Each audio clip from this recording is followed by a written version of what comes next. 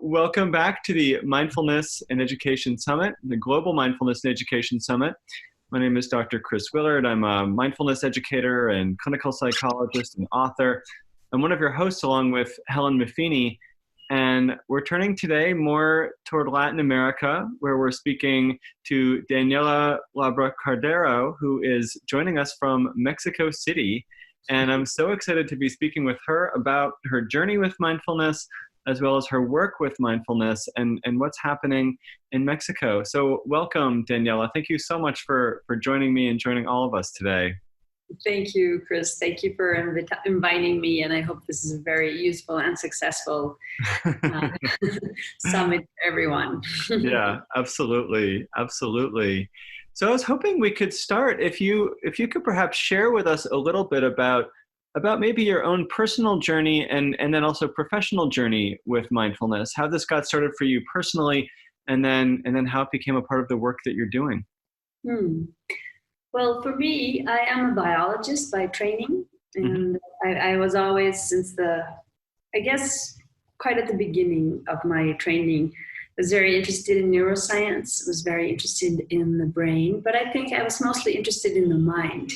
But I didn't really find so many answers about the mind, at least answers that convinced me, at least where I was at. And back then, and I think things have changed, but back then, there wasn't much work on humans in Mexico, work in the neuroscience or research aspect. So I entered a PhD in biomedical sciences, but then I actually left the PhD because I was more interested in investigating my own mind firsthand. So what brought me really to, because I just found like investigating a Petri dish or a rat or a brain wasn't giving me, like what I was real wisdom and information. And I've heard Dan Siegel talk so often about, we study the mind, we talk about the mind, we never get a real definition of what that means. And it's a real great riddle to start exploring from and question to start asking from. But I interrupted, so sorry, go ahead. No, totally. I think it's interesting. But for me, I really started doing more than really mindfulness. I must say I started doing meditation. And by this, I mean, because I know, or what I see and read, mindfulness has become this kind of umbrella term that can contain many different practices and many different things. And it's so at that point, I just went to I started doing meditation. And the meditation I was doing back then came from Buddhist background. And that actually really allowed me there, because as we know now, and there's many articles published about this, we know that these kind of mind training techniques, even like Michael Posner, the attention expert, or so many articles, good science, has proven these techniques to be really effective in training focused attention and training emotional regulation capacity, like more introspection, meta-awareness. So that's the way I started to do my own mind research and started training that. In which context, I learned that mindfulness was one aspect of mind in which you're relating to an object and holding an object in your mind, or what the traditional I lost the word in English, definition. The traditional definition of sati, or just like placing the mind or holding an object in your mind and remembering that object together with sampradana, or the capacity to know if you're at the object or not. So that's how I learned mindfulness in terms of that context, and also just being aware in your daily life of what's going on within and without. So that's how I learned in Mexico, or were you traveling, or was there a lot happening in terms of learning meditation and mindfulness there? No, I learned here in Mexico. I have actually a teacher, Mexican teacher called Tony Karam, and that's with whom I learned this. And then I had the opportunity to travel, and I had the opportunity to participate in the research that was done by UC Davis and conducted by Alan Wallace, and I was one of the guinea pigs there. Oh, wow. We were doing focus attention for 100 days. On the group was on average doing focused attention training for around 6 hours a day. But of course, there were it's the average, right? So you had much more than that and less than that. And so that was really, really interesting for me. Like it brought together, you know, these two interests of mine, like my first person perspective and then being in a scientific study. It was longitudinal, one of the most, I think, a very thorough one that has given more data than they've been able to process, as I see. And so that is what really took me there. Now, I was also a professor at the university, and a public university here in Mexico City for around 10 years. And there I was teaching cell biology and human anatomy and physiology. But again, I guess in that context, at one point I thought, like, this isn't still what I really want to do. Like, I'm teaching kids or youngsters, young people. You know, I'm teaching people there about the body, about physiology, which I loved, but I don't really like torturing animals, I must say. That comes with physiology. And that on one side, I mean, I can totally respect what we've learned, but it's not what I would choose for myself.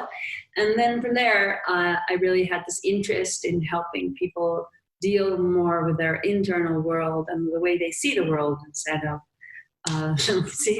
being someone so focused on understanding the brain or the physiology. So that's when I actually started this idea, and it came through education, because I've always been involved in education, even since a young age. I was doing like literacy for adults and things like that.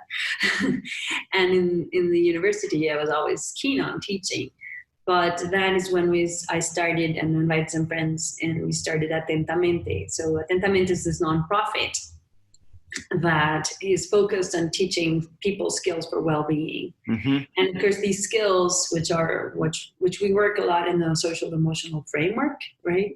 So these are skills that are social emotional skills, and what we enhance this program with, because there are of course many social emotional learning programs, is with the mind training techniques. So with this capacity of training, this focused attention to the body, to thoughts, as ways of knowing oneself and developing self-awareness, and also as a way of being able to regulate emotions, instead of like acting out on your emotion or repressing the emotion, seeing the emotion in the body, seeing the thoughts associated with the emotions, for example. And we also bring something that's very, I think, uncommon in the mindfulness world, and that is analytical meditation or contemplative that imply analysis. So we work a lot with people with their sense of motivation, what they do things for, and we work a lot in the analytical and more cognitive aspect of working with your own internal world. So what we do, tell me if I should continue or stop. Yeah, this is great. This is great. What we do is the way we have structured our curriculum. So it's me, and it's like 5 of us, like core associates, and then we already have a team of around 60 trained instructors and new ones that are coming, another 50 or so. So what we did is develop a curriculum, and which is based on what we call the ABCDs that are pillars of well-being for us. So it's attention. B goes for kindness, but in Spanish that's bondad, right? So what do you say, bondad? Bondad. Muy bien. Yeah. So that's kindness, or A B for bondad or kindness.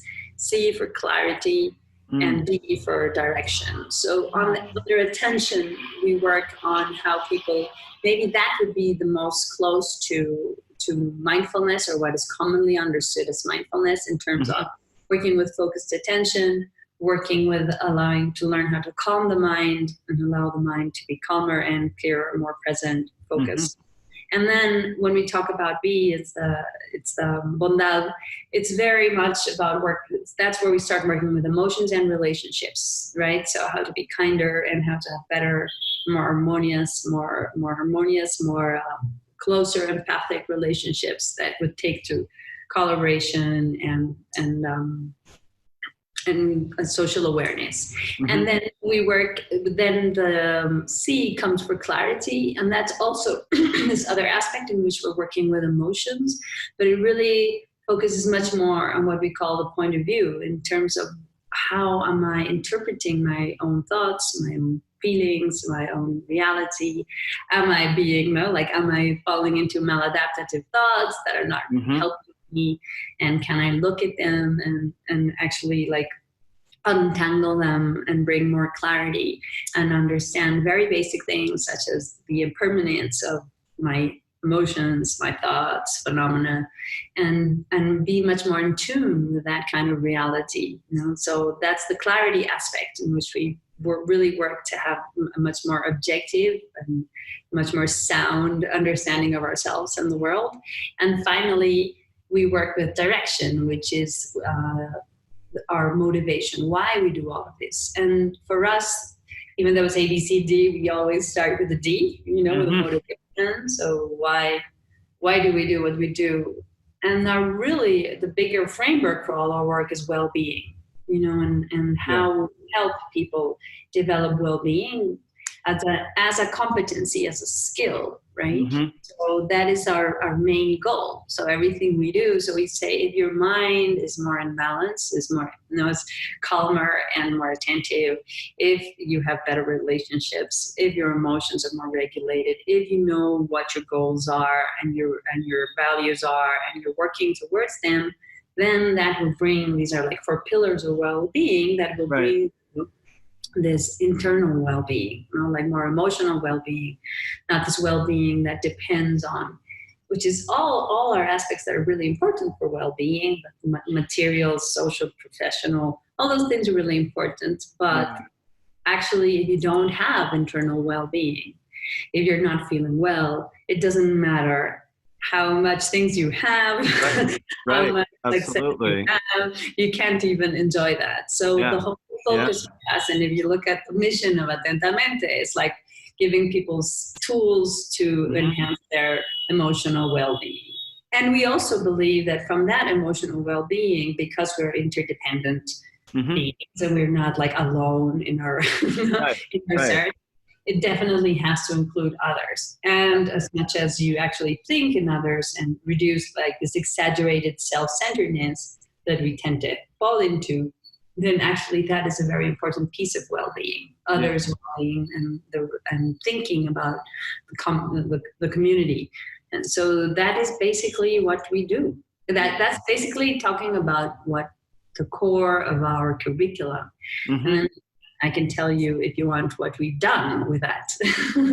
And I'm curious too, were there particular challenges in kind of working in Mexico or within Latin culture around, particularly kind of, I don't know, I guess translating some of these practices, or, both linguistically or culturally, that you found, or particular opportunities that maybe, made it easier in some ways to start to translate and teach some of these practices where you are?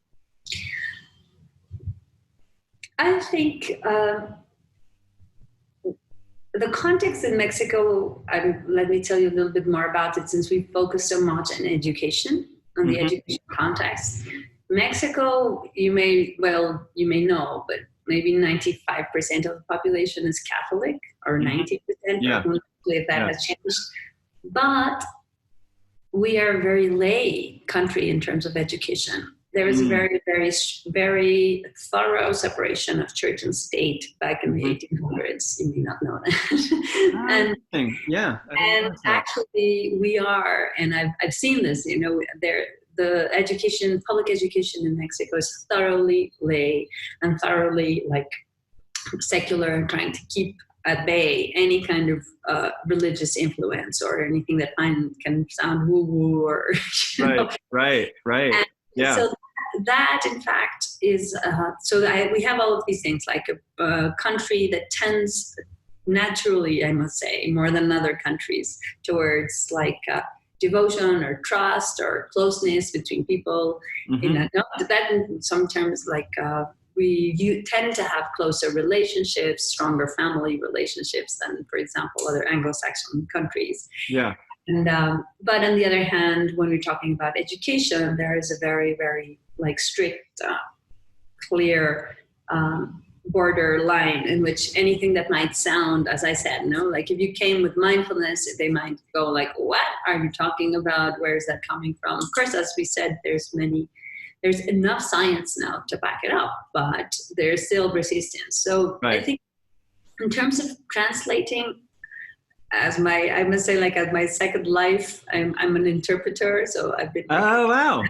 So I've been doing translation, and there were many terms already translated, and that was easy. But of course, it was finding a language that was understandable, that was precise, that honored the traditions we were bringing the language from, but that could be used in public secular contexts, which is really our aim. How do we help everyone? You definitely do not need to have or not have a religion or have this or that affiliation.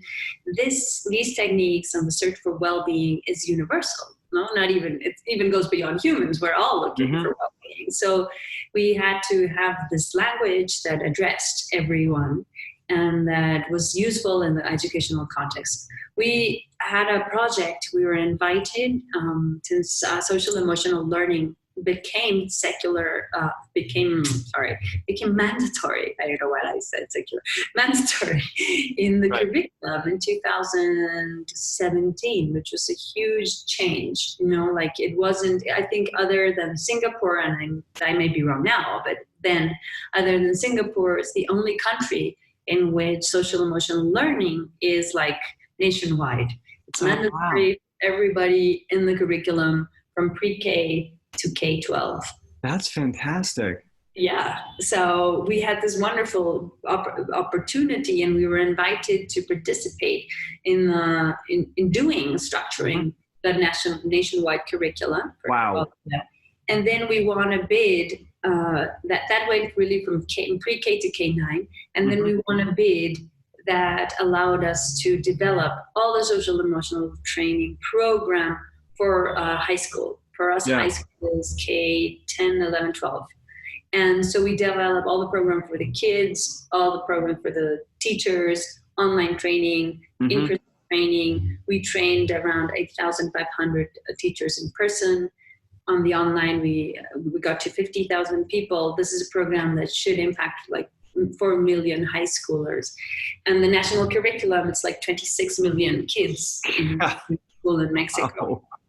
Right. So that was really a fantastic opportunity. Oh my gosh. Fantastic time to be there. And coming back to what you were asking about language, that was also great because we were working with a ministry, with many experts and people from education, and we were like really big. We really had to work a lot in languaging.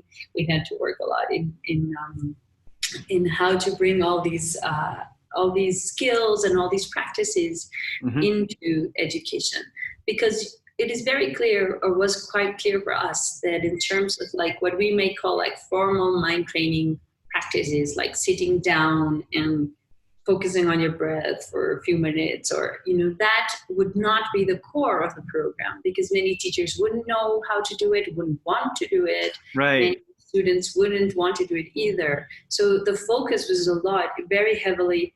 Our focus was heavily on the other components. So point of view. So just knowing, that you can train your mind, that well-being is a skill, that emotions are for kids to know that.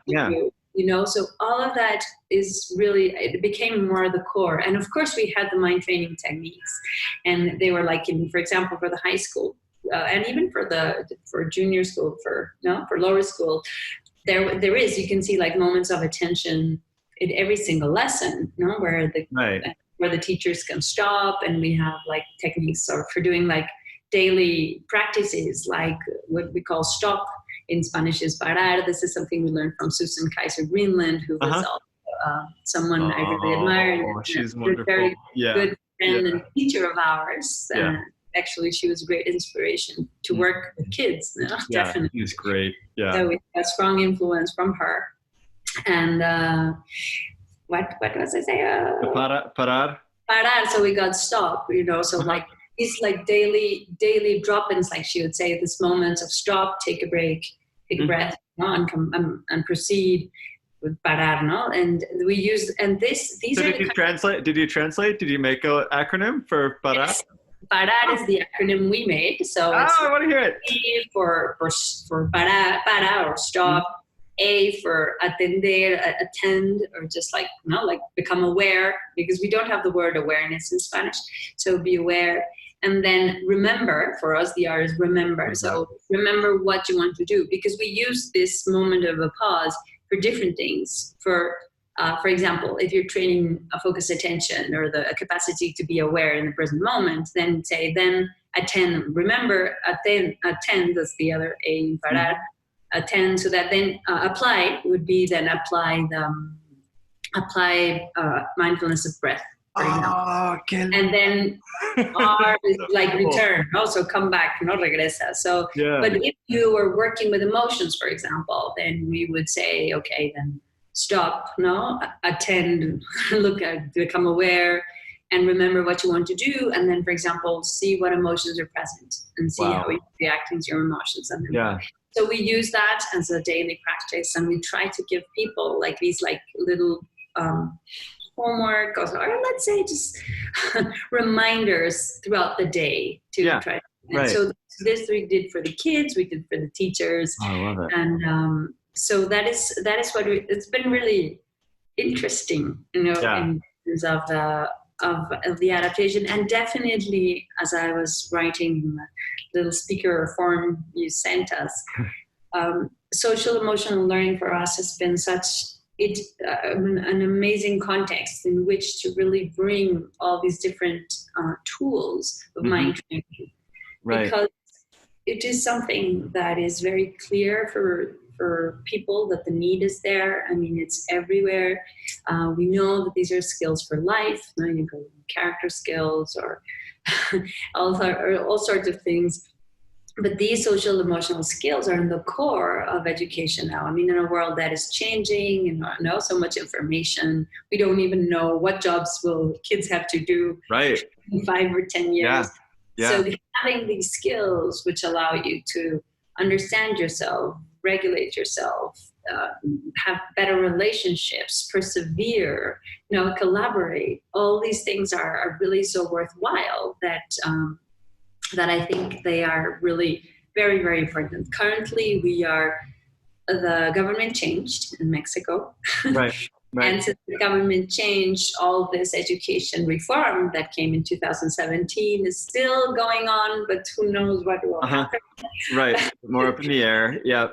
But what has been great, and it was a success of the program we did, for example, the high school program in particular, is the teachers after that program. That's a very big emphasis in our trainings, how to allow people to change their mindset from, that's not my belonging, I'm a maths teacher, why should I care about emotions? That's beyond my pay grade, until now in this mind shift of saying, wow, this is it's always part of my classroom. I'm always working with emotions. I can help, and this is part of what school has to do, and it's part of learning. It's associated with learning. It enhances or decreases learning. So the teachers now, after that work, really say, yes, this is something important. We need to do it. We just need training, of course, because they don't necessarily feel ready. But I think that was one of the biggest things and successes of the implementations we were part of, in that we took teachers from understanding the importance. And if you see any progress in terms of social emotional learning, that's the first step, understanding the importance of training these skills, and then saying, okay, we can do it. It's plausible, even people, it's very surprised. Many teachers didn't know about neuroplasticity, and so, wow, I can change my brain through the way. It's so exciting for all of them, for the teachers, for the kids, just to be able to start to see that, understand it. And it's so empowering, I think, to feel like, oh, I've got some influence over this. I mean, it's just, Exactly. So that's what we've done. And now we are, because of this has changed, we have focused, after focusing on high school, we focused on early childhood. Early childhood, because Yeah. as you must know or might know, early childhood is like the best investment, no? It will give Yeah. you the revenue. I keep learning about it. I've got little kids now. I've got a 5-year-old and an almost 2-year-old, and so it's been so fun to explore more of the research on early childhood education and trying to think about where can mindfulness potentially fit in there, or certainly SEL fit in there. Yeah. Yeah. Yeah, well, now, so we focused on that. And at the core of our program, as I said, is the ABCDs, but the how, no? Why is we want well-being, skills for Right. well. Right. You know, how we do through these ABCDs and in terms of enhancing social emotional learning. Yeah. But in terms of our theory of change, we really focus on the teachers, on the adults. Both for high school, for all ages. No? If you have a teacher, if you have a principal, because you also need the principals to change the school. And if they have, and others, of course, educators around that, if they develop their own social emotional competency, that will allow them to have a really positive class climate. Right. And this class climate and the modeling of the social emotional competency has an impact, a direct impact on the development of the social emotional capacities of kids, but also on their academic skills. And this, of course, we know, and there are many authors, like I'm thinking now of Mark Greenberg and Patricia Jennings, and people who've done a lot about the social classroom, but this is the theory of change. If you have an adult, and these are skills that you have to model, right? It's really kind of hard to be like, you have to control yourself.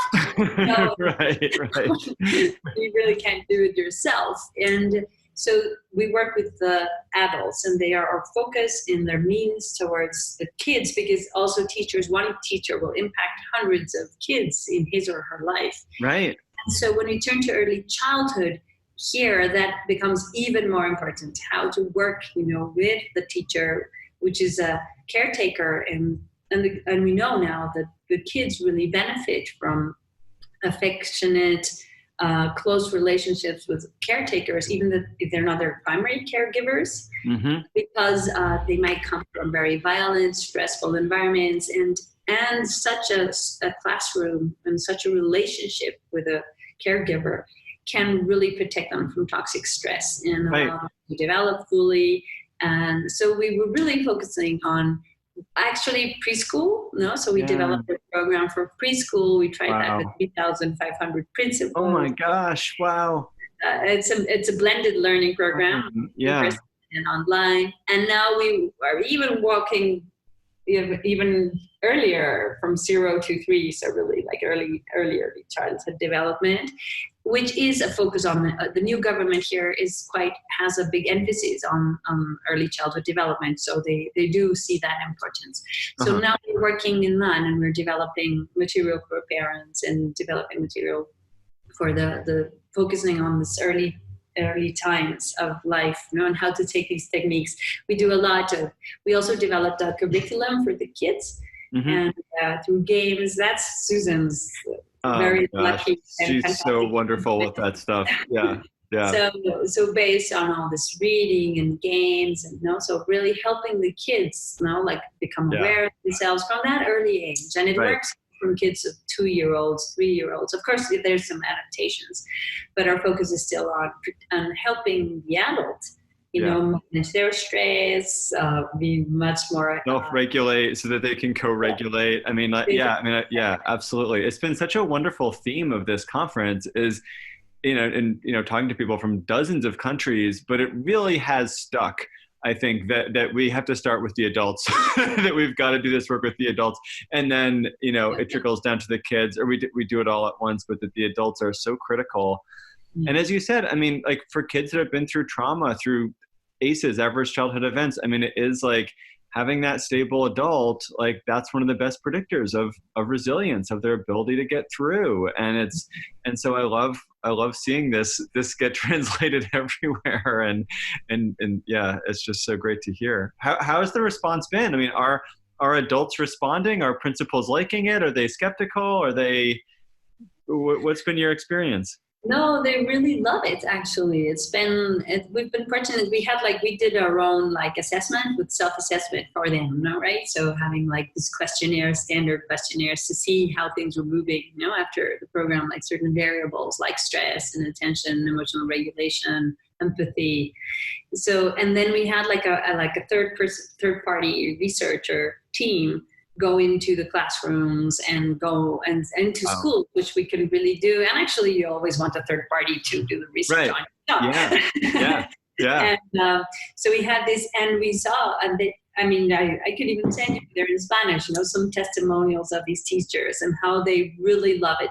And the first thing they love is that we are really not lying when we're saying, it's really true to ourselves when we're saying you have to be well first. It's self-care too. You have to be well. Your well-being is super important if you are well. So they also appreciate that a lot, and we heard many times like, we come to all these courses, and because it's like a 12 hours in-person training. It's a lot for teachers. Right. And like a intensive 12 hours, and they were like, and we come to all these trainings, but this is really helpful, and I loved it, and they can really see the value immediately for themselves. Right. And then when they start working it, the online gives you the time to develop the skill, because like in 2 days of, this is important, but then how do I do it? So the online gives us the time, and then we have we're accompanying them throughout.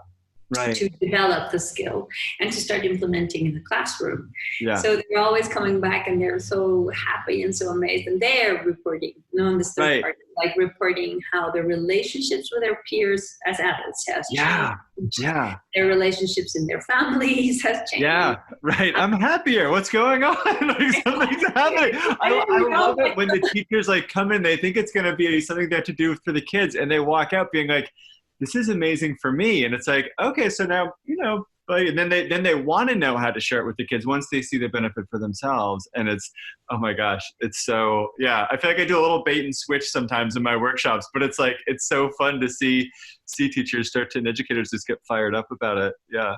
Yes. I think that's, what also gives us, that's the biggest gain for us. Like when we see people are finding it helpful, useful, that they say like it's a before and after for me, right. It's working. And then the kids are also like the teachers are reporting. Now that's what we have now. That's what the kids are actually much more capable of handling their own body, and becoming and waiting for their turn, listening, mindful listening, mindful talking, and this is already happening. And when the kids start to ask, can we sit like a mountain? Can we just with the mind jar or glitter ball? And to self-regulate. I mean, because they might not say that, but I mean that's what they are looking for. And so I think we are really happy, and now we do our aim is to do a randomized controlled trial. I mean, because what we did is we had everybody come in a one cohort, and just everybody and pre and post evaluations, but we really want to do a randomized controlled trial. Yeah. And we are going to do one now. We are we're beginning in the north of Mexico. Monterrey is a border state with Nuevo León, a border state with, I guess, Florida or Texas. I'm not so sure about American geography. And so it's a northern state, and we are going to begin there, working in one district, I guess it would be. Willard district. So the whole preschool's in the district, and the World Bank is doing the evaluation. So that is wow. So that is phenomenal. And it's going to be one of the biggest evaluations in social emotional learning, because it's about 50 something preschools that are on the experimental group, and then we have a waitlist control. Right. To do. So, you're going to translate it into English for the rest of us? Your neighbors up north, it sounds like such a good program. Oh my gosh, wow. Yeah, no, that would be great. That would be great to translate. I mean, the core of what we developed is called, we called it Working and Living in Balance, because we started working with teachers, but then quite soon into our work, I didn't mention this, we started working with public servants, which is something that's also really because we thought from the very beginning of Atentamente, education is the core, but we need to talk with stakeholders and policy makers, and and just the public service. I mean, it's such an important aspect of our country, and so our course is called Trabajar y Vivir en Equilibrio, working and living in balance, and from that we went into education, and that one is translated, but not the education part.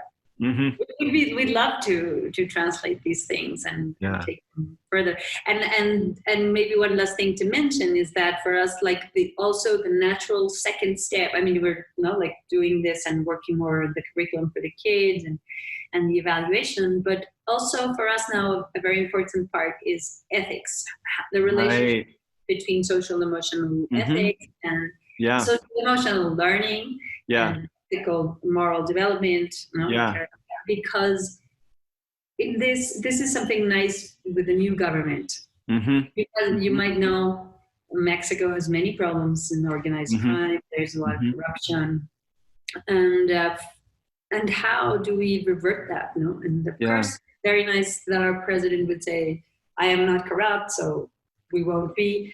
Right. It's a nice aspiration, but the thing is that, why do we do things against our own values? Sometimes it's just really very much of not even being aware that you're doing it. Everyone around us, or our parents are modeling it, or our leaders are modeling it, or and we never stand up for ourselves. And I mean, we've seen this model, so we repeat. We're not even aware that we're doing it, or maybe if like I think stealing is not right, but at that moment you have the opportunity to keep the money, and you don't follow your wiser choice. You just follow the emotion at that point. So at that point, so that's such an important match that's coming together between these two aspects, in which for us, like social emotional learning and these competencies of meta-awareness and awareness and self-regulation are like the building blocks of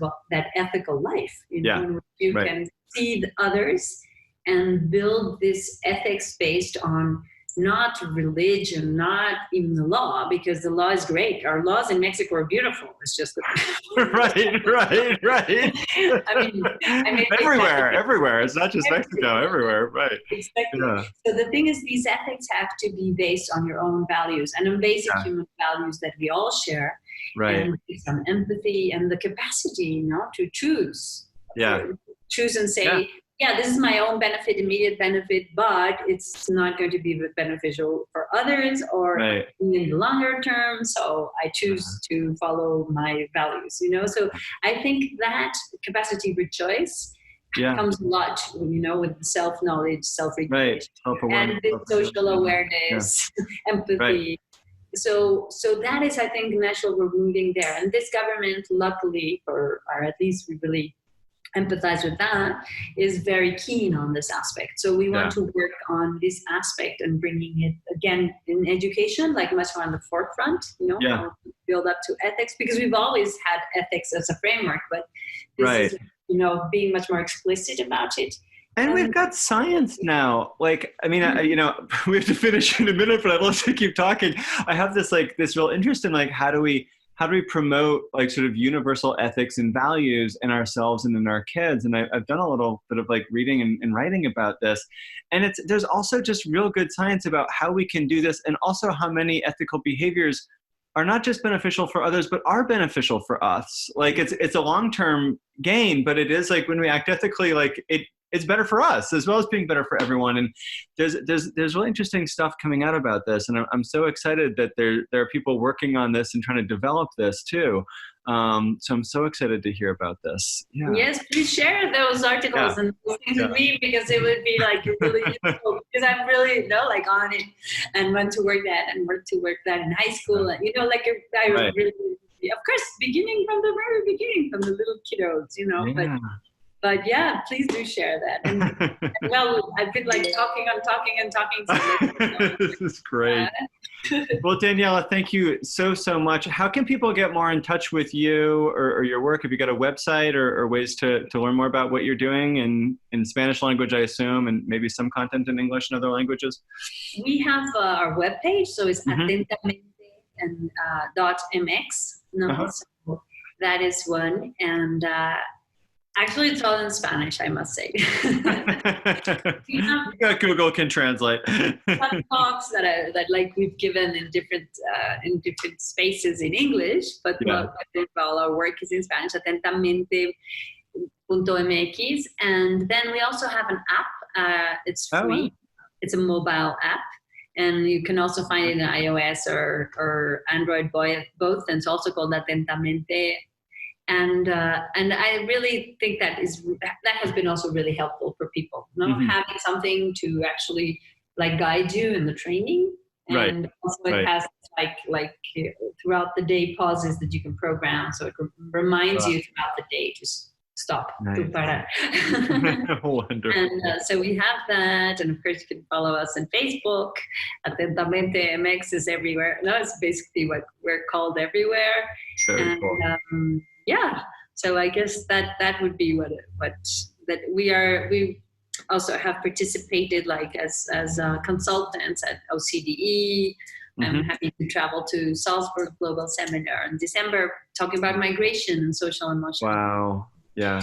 So yeah, please, and of course there's my email, Daniela at atentamente.mx. So if I can be of any help to anyone, I'd be very happy to share. Thank you.